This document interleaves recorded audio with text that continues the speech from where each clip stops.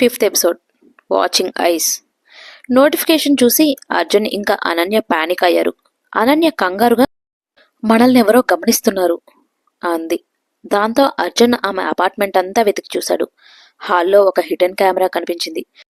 వాళ్ళు కెమెరా తీసేసి దాని ద్వారా ఏమైనా క్లూస్ దొరుకుతాయేమో అని చూస్తున్న సమయంలో యాప్ నుండి nice try but we're everywhere అనే నోటిఫికేషన్ వచ్చింది.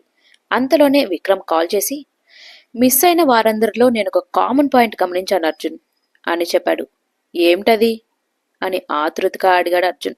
అందరూ ఒంటరిగా ఉండేవారు, ఫ్రెండ్స్ ఇంకా ఫ్యామిలీతో కాంటాక్ట్లో లేనివాళ్ళు అని చెప్పాడు విక్రమ్. అది విన్న అనన్య కన్నీళ్లతో అతని వైపు చూసి, నిజమే, నాకు ఎవ్వరూ లేరు.